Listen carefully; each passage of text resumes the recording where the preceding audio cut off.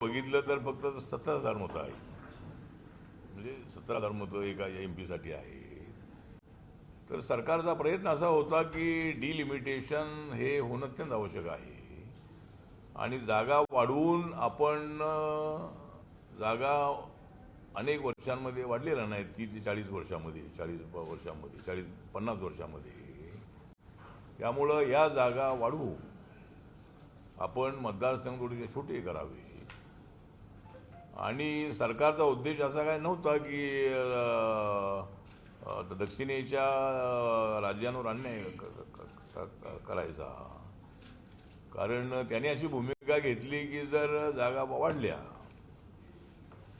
त्यांचं म्हणणं हे होतं की डिलिमिटेशन आणण्याची आवश्यकता नव्हती, म्हणजे बिल फक्त तुम्ही आणायला पाहिजे होतं. सरकारचं म्हणणं असं होतं की डिलिमिटेशन हे 40-50 वर्षानंतर ते आपल्याला करणं अत्यंत आवश्यक आहे. मतदारसंघ थोडे आपल्याला छोटी केली पाहिजे. आणि आता महिलांना आरक्षण देण्याच्या जागा किती आहे असतील तर तो नंतरचा विषय आहे.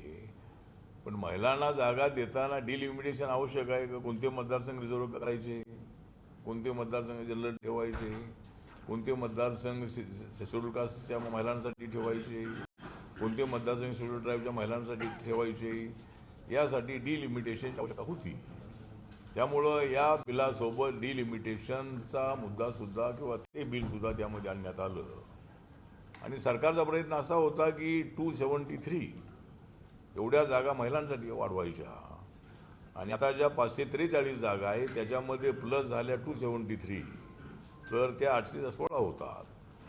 म्हणजे 816 सदस्यांची लोकसभा किंवा 850 असा त्यामध्ये विषय होता की 816 की 850. तर हे बिल जे आहे ते पास होऊ नये, याचा फायदा नरेंद्र मोदींच्या सरकारला होऊ नये, म्हणून हे बिल कसल्याही परिस्थितीमध्ये पाडलं पाहिजे किंवा ते बिल पास होऊ देता कामा नये. ही भूमिका राहुल गांधी, अखिलेश यादव, ममता बॅनर्जी यांचा पक्ष, DMK या सगळ्या पक्षांची भूमिका अशीच होती की जर हे बिल पास झालं तर नरेंद्र मोदींना त्याचा फार मोठा फायदा होऊ शकेल. आणि म्हणून काहीतरी निमित्त करू हे डिलिमिटेशन का आणलेलं आहे. पहिल्या जागामध्ये तुम्ही ते करायला हवं होतं. तर अशा पद्धतीनं भूमिका घेऊन हे बिल पास न होऊ देण्याचा निर्णय हा या अपोजिशनने घेतलेला आहे. त्यामुळं अपोजिशनचा आपण निषेध करतो आहोत. राहुल गांधी आणि हे सगळे अपोजिशनवाले महिला आरक्षणाच्या विरोधामध्ये आहेत.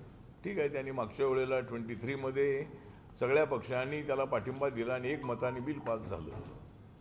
काँग्रेसच्या काळामध्ये सुद्धा, मनमोहन सिंग यांच्या काळामध्ये सुद्धा बिल आणण्यात आलं होतं. पण समाजवादी पक्ष, RJD अशा पक्षांनी बिलं फाडली होती. मी त्यावेळेला पार्लमेंटमध्ये होतो. तर ते बिल त्यामध्ये त्यांना OBCना आरक्षण द्या हे त्यांचा आग्रह होता. पण जोपर्यंत OBCना पॉलिटिकल आरक्षण देण्याचा कायदा होत नाही तोपर्यंत OBCच्या महिलांना त्यामध्ये अधिकृत आपल्याला रिझर्वेशन देता येणार नाही आहे. OBCची मागणी आहे पण अद्याप हा निर्णय झालेला नाही आहे. आणि काँग्रेसच्या काळामध्ये कधीही OBCना पॉलिटिकल रिझर्वेशन देण्याचा निर्णय तर झाला नाही. उलट मंडल कमिशन जे आहे ते अनेक वेळेला कालेलकर कमिशननी ज्या यादी तयार केली होती त्या यादीमध्ये ज्या बॅकवर्ड जाती आहेत एज्युकेशनली आणि इकॉनॉमिकली, आर्थिक आणि शैक्षणिक ज्या जाती मागासलेल्या आहेत, ज्या जाती अनटचेबल नाही किंवा ज्या जाती ज्या आहेत त्या म्हणजे अशा जातींची यादी तयार करण्यात आली.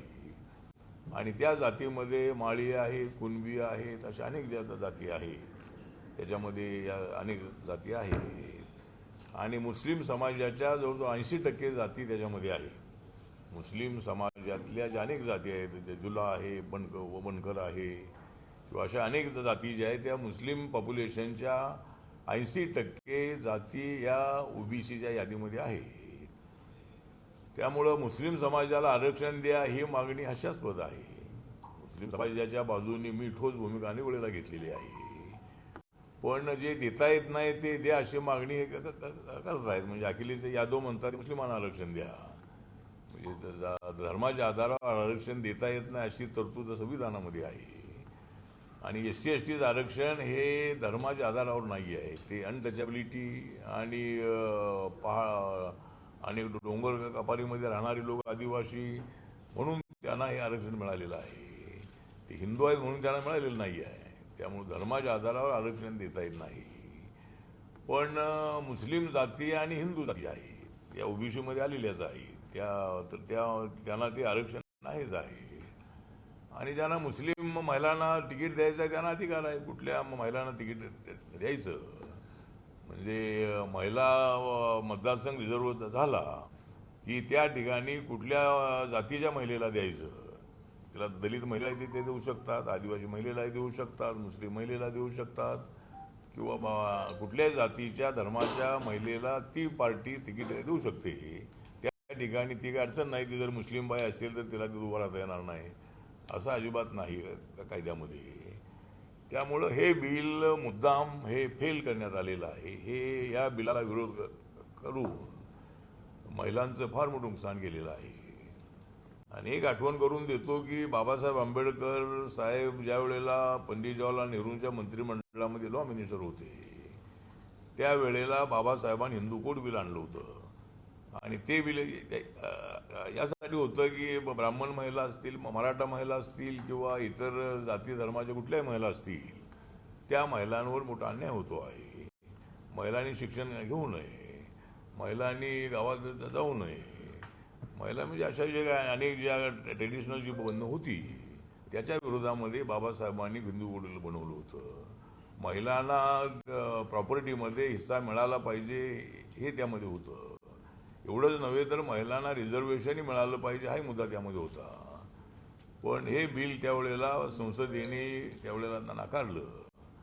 म्हणून बाबासाहेबांनी आपल्या लॉ मंत्रिपदाचा राजीनामा दिला होता.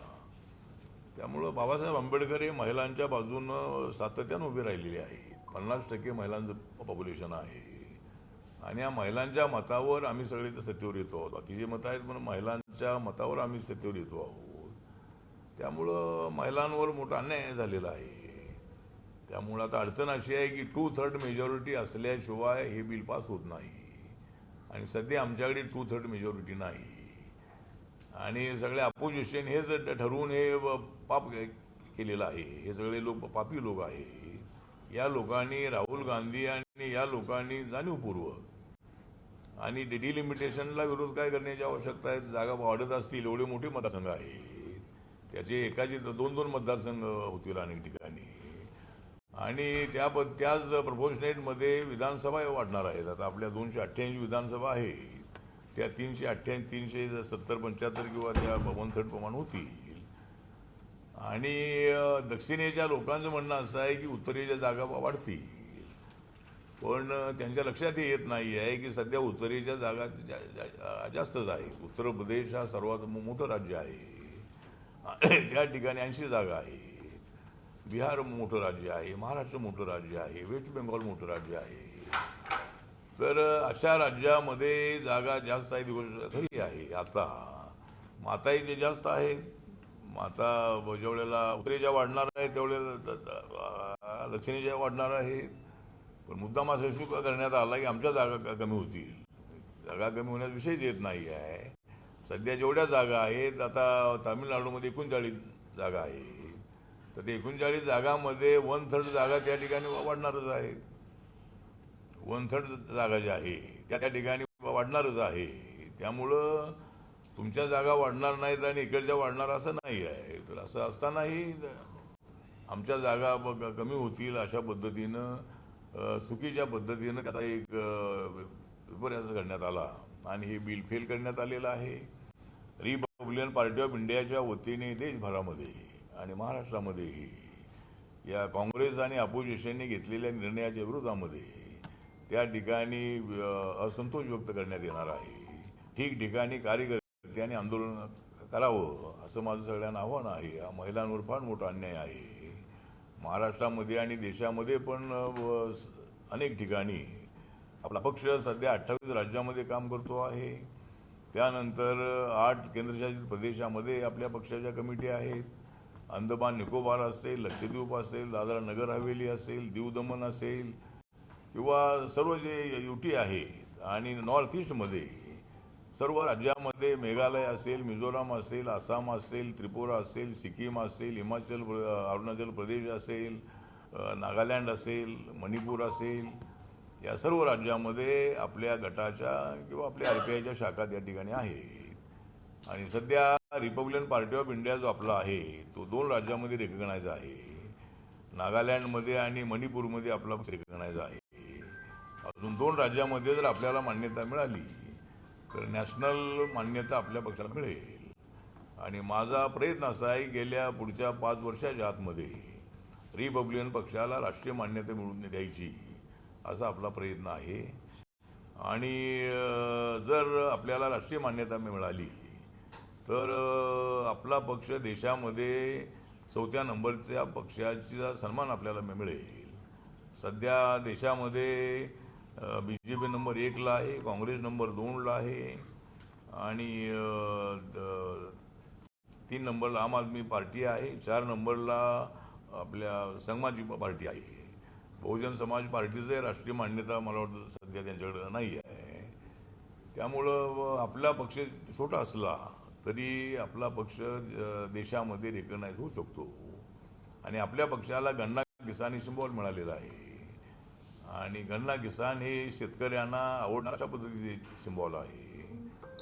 त्यामुळं आणि या 5 राज्यामध्ये सुद्धा त्याच्या निवडणुका 3 राज्याच्या झाल्या, आता 2 राज्याच्या निवडणुका आहेत. त्या ठिकाणी सुद्धा इलेक्शन कमिशनने आपल्याला अधिकृत पत्र दिलेलं आहे की आपल्याला निवडणूक लढायची असेल तर 5 राज्यामध्ये गन्ना किसान हे सिम्बॉल आपण घेऊ शकता. त्याप्रमाणे आता माझा पक्ष हा तामिळनाडूमध्ये 18 जागा लढतो आहे, आसाममध्ये 4 जागा आणि केरळमध्ये आम्ही 1 जागा लढलेलो आहोत. आणि वेस्ट बेंगॉलमध्ये BJPला आमचा सगळ्या जागांवर पाठिंबा आहे. 294 जागा आहे. आणि म्हणजे अशा पद्धतीनं आणि हे बिल हे अपोजिशननी हे त्यांनी विरोध केल्यामुळं महिला सगळ्या त्यांच्या विरोधामध्ये मतदान करतील अशी आम्हाला अपेक्षा आहे. आणि वेस्ट बेंगॉलमध्ये ममता दिदींची सुट्टी होणार अशा पद्धतीची परिस्थिती आहे. मागच्या वेळेला ममता बॅनर्जी यांना मोठी सिंपॅथी मिळाली होती. त्याचं कारण असं होतं की तिथं प्रचार करण्यात आला होता की मोदी शहा हे बाहेरचे लोक आहे आणि हे आमच्या दिदींना हरवण्यासाठी इथं आलेले आहे असा एक इमोशनल प्रचार त्यावेळेला होता. आणि BJPच्या 3 जागा अगोदर होत्या. 16ला BJPच्या 3 जागा होत्या आणि 21मध्ये त्यांच्या 77 जागा निवडून आल्या आणि 95 जागा अशा होत्या ज्या 1000-2,000 मतांनी हरल्या होत्या. तर आता या वेळेला परिस्थिती अशी आहे की आता या बिलाचा परिणाम होणारच आहे त्यांच्यासाठी. आणि वेस्ट बेंगॉलमध्ये मोठ्या प्रमाणामध्ये लॉ अँड ऑर्डरची परिस्थिती अत्यंत खराब आहे. पॉलिटिकल क्राईम त्या ठिकाणी वाढलेला आहे आणि महिलांवरती त्या ठिकाणी बरेच अत्याचार झालेले आहेत गेल्या 5 वर्षात. त्यामुळं जनतेमध्ये ममता दिदींच्याबद्दल तेवढी सिंपॅथी आता राहिलेली नाही आहे. त्यामुळे वेस्ट बेंगॉलमध्ये BJPचं सरकार येईल अशी आम्हाला अपेक्षा आहे. आणि DMKनी महिलांच्या या बिलाला विरोध केलेला असल्यामुळं तामिळनाडूमध्ये सुद्धा ADMK आणि BJPचा जो अलायन्स आहे त्याला त्या ठिकाणी सत्ता मिळेल अशी अपेक्षा आहे. तर अशी परिस्थिती आहे. आणि एक दुसरा महत्त्वाचा जो निर्णय आहे तो एक आमचे रमेश अण्णा मुळे, हे मुळे अण्णा सोशल फाउंडेशन जे आहे ते संभाजीनगरमधलं, तर हे या सगळ्या मराठवाड्यामध्ये, विदर्भामध्ये, महाराष्ट्रामध्ये त्यांचं काम अत्यंत चांगल्या पद्धतीचं आहे. ते गेल्या 20 वर्षापासून त्यांचं काम अत्यंत समाजकार्य चांगलं चाललेलं आहे. त्यांना कोरोनाच्या काळामध्ये मराठवाड्या, विदर्भामध्ये गोरगरिबांना मदत केलेली आहे. आरोग्य सेवेमध्ये किडनी प्रत्यारोपण आहे किंवा इतर जे काय कॅन्सरसारखे रोग आहेत अशा ही पेशंटना त्यांनी मदत केलेली आहे. वारकरी संप्रदाय आहे, महानुभाव पंथ आहे किंवा अशा सर्व धर्मीयांना त्यांनी अत्यंत चांगल्या पद्धतीने सहकार्य केलेलं आहे. शेतकऱ्यांची आत्महत्या असतील किंवा नशा करणारे लोक असतील अशा कुटुंबांना सुद्धा त्यांनी मदत केलेली आहे. आणि त्यांचं जे फाउंडेशन आहे जवळजवळ त्यांनी 30 कोटी रुपये जे आहे ते आतापर्यंत या गोरगरिबांसाठी खर्च केलेले आहे. आणि ते छत्रपती शिवाजी महाराज, शाहू महाराज, महात्मा ज्योतिबा फुले, डॉक्टर बाबासाहेब आंबेडकर यांच्या विचाराशी ते अत्यंत त्यांचा संबंध अत्यंत जवळचा आहे. आणि अशा पद्धतीनं अनेक चांगल्या पद्धतीनं ते त्यांचं काम आहे.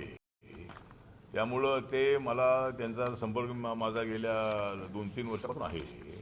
आणि ते मला दिल्लीमध्ये अनेक वेळेला भेटलेले आहेत. आणि त्यांना पद्मश्री मिळावा ही त्यांची मागणी आहे. त्यासाठी आमचा प्रयत्न सुरू आहे.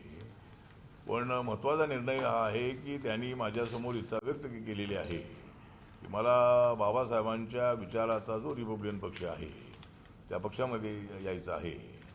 आणि मराठा आणि दलितांची जी एकजूट आहे ही गावागावामध्ये जर झाली तर सामाजिक ऐक्य मोठं निर्माण होणार आहे. आणि पॉलिटिकल ही रिपब्लिकन पक्षाला बळ मिळणार आहे. त्यामुळं मी कुठल्याही पक्षामध्ये नाही. पण मराठा आरक्षणासाठी आपले जरांगे पाटील साहेब मनोज जरांगे पाटील जे आहे त्यांच्यासोबत ते राहिले आहेत. आणि मराठा आरक्षणाच्या आंदोलनामध्ये त्यांचं मोठं योगदान आहे. तर त्यांनी मला सांगितलं की मला रिपब्लिकन पक्षामध्ये यायचं आहे. त्यामुळं आमची जी मराठा आघाडी आहे त्या मराठी आघाडीच्या महाराष्ट्राच्या अध्यक्षपदावर आपण त्यांची नेमणूक करत आहोत. आणि त्यांनी महाराष्ट्रातल्या मराठवाडा, विदर्भ आणि इतर ज्या ज्या ठिकाणी त्यांचा संपर्क आहे त्या ठिकाणच्या मराठा समाजाला त्यांनी पक्षामध्ये आणणं अत्यंत आवश्यक आहे. आणि मराठा आरक्षणाची मागणी सर्वात दलित पॅंथरच्या काळामध्ये आपण केलेली होती. मंडल आयोगाच्या शिफारशीनुसार ज्यावेळी ओबीसी आरक्षण मिळालं त्यावेळेला आपण अनेक ठिकाणी मागणी करून आपल्या अनेक पॉम्पलेटमध्येही मराठा आरक्षणाची मागणी आपण केलेली आहे. जे गरीब मराठा आहे, दलित, आदिवासी आणि ओबीसीच्या आरक्षणाला धक्का न लागता त्यांना आरक्षण द्या अशी मागणी आपण अनेक वेळेला केलेली आहे. तर त्यामुळं आता त्यांच्यावर आपण महाराष्ट्राच्या अध्यक्षपदाची जबाबदारी त्यांच्यावर सोपवत आहोत. आणि त्यांनी महाराष्ट्रभर फिरून मराठा समाजाला RPIमध्ये आणावं, त्यांचा योग्य सन्मान करण्यात येईल. त्यांना पॉलिटिकल जे काय ते द्यायचं असेल त्यासाठी नक्की मी प्रयत्न करेन. अशा पद्धतीनं आपण त्यांचं या ठिकाणी स्वागत करण्यामुळे बोला 2 मिनिटात बसूनच बोला. आता 5 मिनिटात संपेल.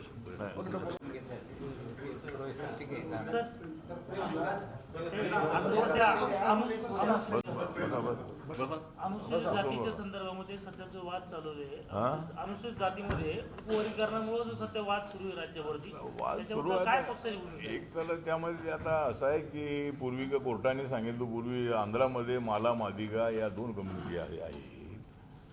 तर ज्यावेळेला मादिगा कम्युनिटी म्हणजे मातंग समाजाप्रमाणे आहे तिथे, तर त्यांच्यासाठी वेगळं आरक्षण देण्याचा निर्णय चंद्रबाबू नायडू सरकारने घेतला होता. तर त्यावेळेला बऱ्याच पद्धतीने चर्चा झाली आणि कोर्टाने सांगितलं की असं काय करता येणार नाही, एका जातीला वेगळं ते देता येणार नाही. शेड्यूल कास्टमध्ये महाराष्ट्रामध्ये 59 जाती आहेत आणि ऑल इंडियामध्ये 1200 जाती आहेत. तेव्हा त्या प्रत्येक जातीला आरक्षण वेगळं द्यायचं म्हटलं तर ते कोणाला किती द्यायची अडचण होईल. म्हणून कोर्टाने त्याला विरोध केलेला होता.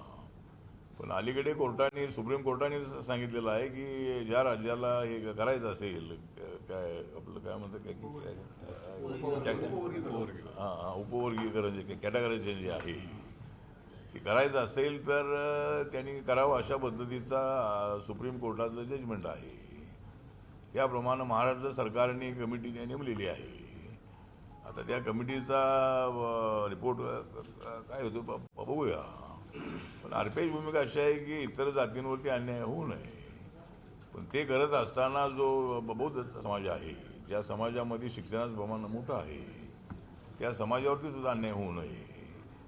आणि बाकीच्या जातींमध्ये जर समजा एखादी जागा समजा शेड्यूल कास्टला मिळाली आणि त्यामध्ये मातंग चर्मकार समाजाचा उमेदवार मिळाला नाही तर तिथं बौद्ध समाजाचं असेल तर त्याला तुम्ही जागा मिळाली पाहिजे.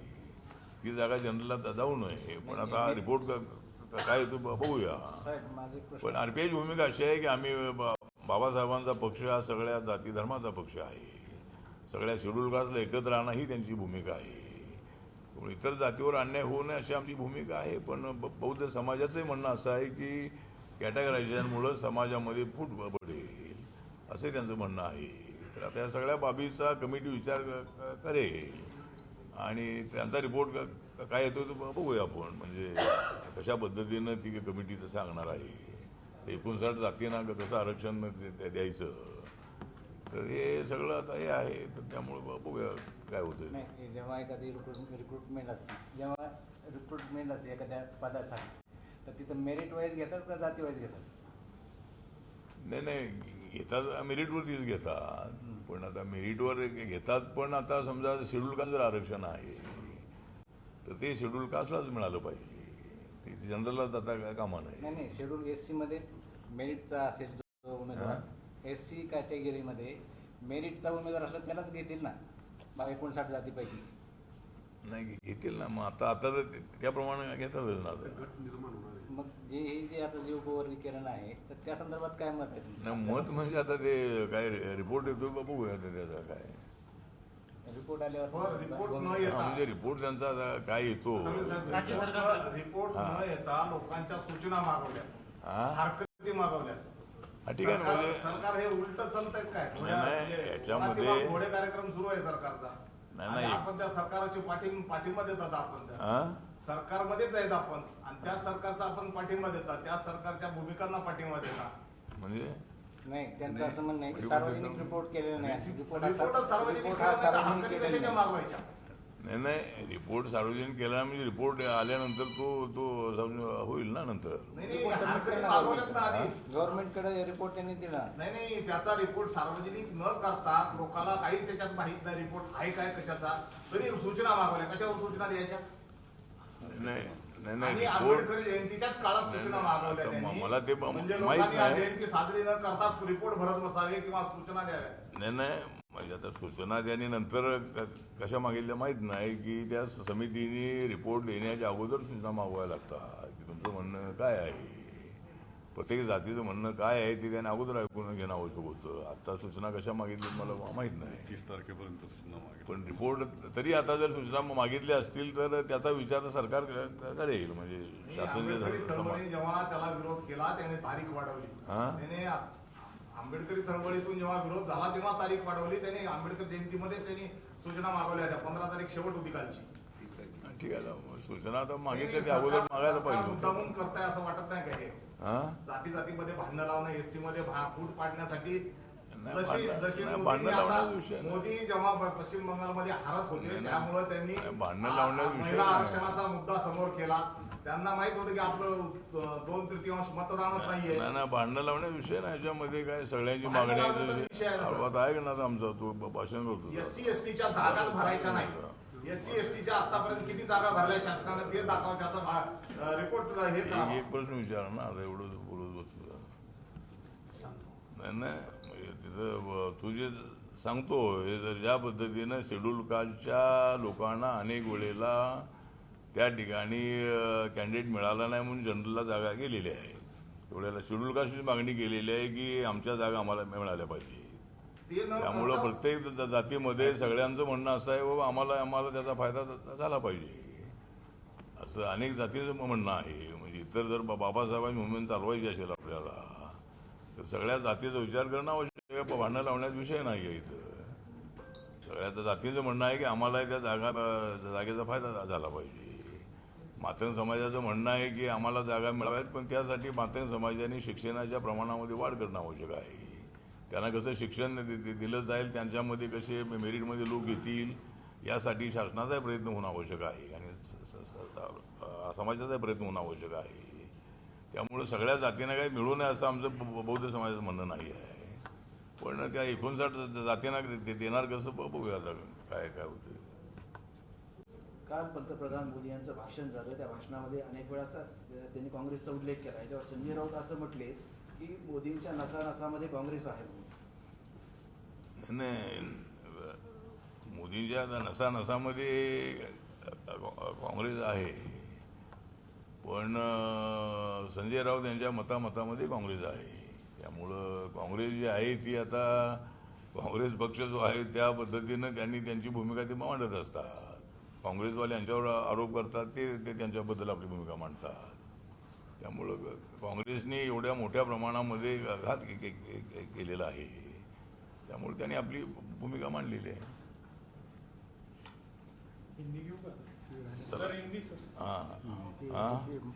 नहीं हिंदी अभी ज्यादा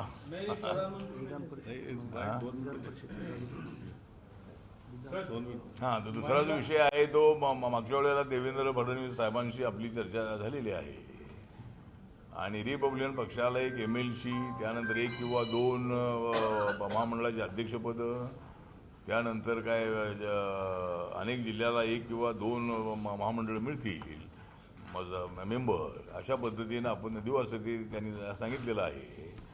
आणि इलेक्शन नंतर आपण हे सगळं करू असं ते म्हणालेले आहे. त्याप्रमाणे आता जेवढ्याला आता MLC जागा येतील त्याच्यामध्ये RPL 1 जागा मिळावी अशी आमची मागणी आहे. आणि लवकरात लवकर महामंडळ करावेत. आता सरकार येऊन आता ऑक्टोबर नंतर 1-1.5 वर्ष होत आलेलं आहे. राहिलेल्या 3.5 वर्षामध्ये जरी कार्यकर्त्यांनी त्यांच्या आमच्या सगळ्या जणांना संधी मिळाली पाहिजे.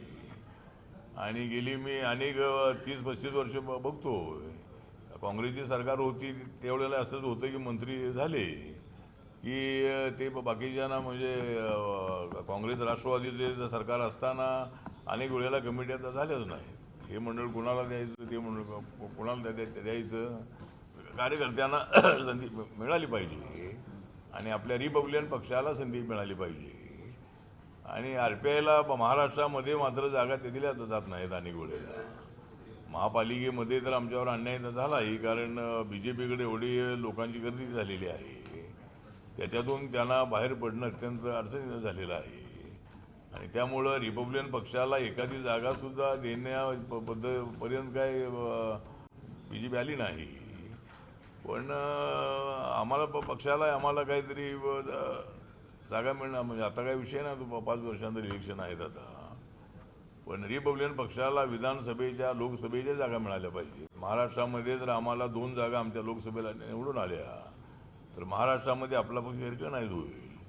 ज्या महाराष्ट्रामुळं मी इंडियामध्ये आहे त्या महाराष्ट्रामध्ये मात्र आमच्यावर अन्याय होतो आहे, आम्हाला जागा दिल्या जात नाही आहे.